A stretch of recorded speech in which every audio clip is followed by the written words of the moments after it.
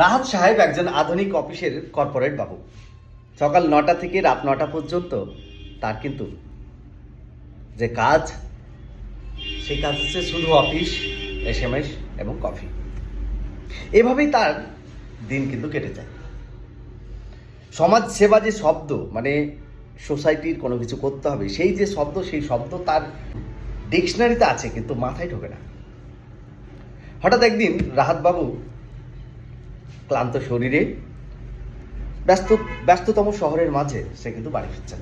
এমন সময় চোখে পড়ল একজন বৃদ্ধ লোক গুটি কয়েক হ্যান্ডমেড কলম নিয়ে বসে কলম বিক্রি করছেন এবং বৃদ্ধ চুপচাপ হাসছেন, কোনো কাস্টমার নেই,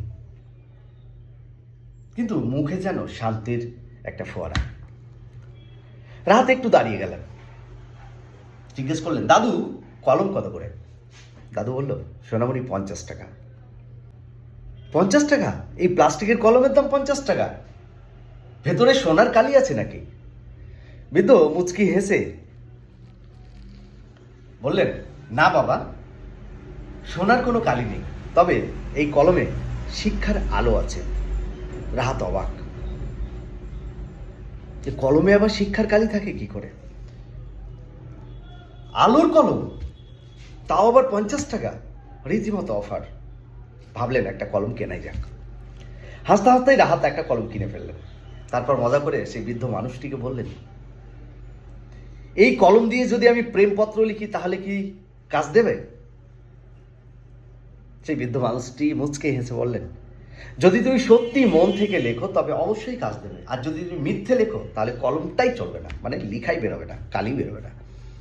রাহাত এবার সিরিয়াসলি হয়ে গেল, এই আবার কেমন কথা? জানতে চাইলেন বৃদ্ধের গল্প। বৃদ্ধ বললেন, আমি এই যে কলম বিক্রি করি, এই বিক্রির টাকা দিয়ে কিছু অসহায় গরিব ছেলে মেয়েদের প্রতি রাতে খাতা কলম কিনে দেয়। এটাই আমার লাভ। ওরা মানুষ হলে ওটাই আমার লাভ।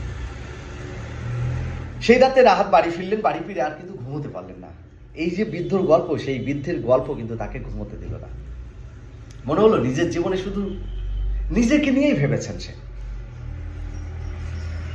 পরদিন সে সিদ্ধান্ত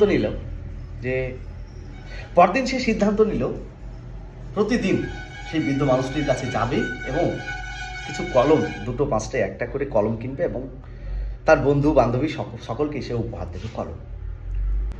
এভাবেই ধীরে ধীরে সে একটা ছোট্ট ছোট্ট অসহায় শিশুদের নিয়ে কিন্তু একটা সংগঠন তৈরি করে ফেলল এবং সেই সংগঠনের নাম দেওয়া হলো আলোর কলম, যেখানে শত শত বাচ্চা খাতা কলম ফ্রি অফ কস্ট পায় এবং পড়াশোনা করতে পারে।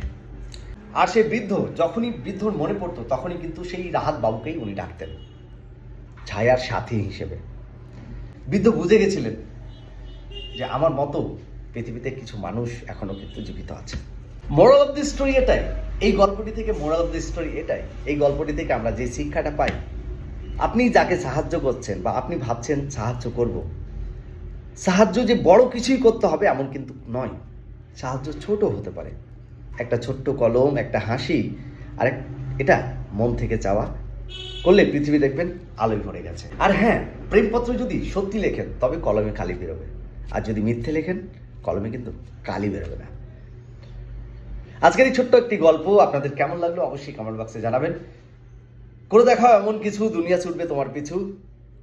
ভালো কিছু করার, ভালো কিছু ভাবার, ভালো কিছু জিনিসে আগ্রহী হওয়ার সকলকে আহ্বান জানাই। সকলে ভালো থাকবেন, সুস্থ থাকবেন। আবারও দেখা হবে সুন্দর কোনো একটি ভিডিও নিয়ে।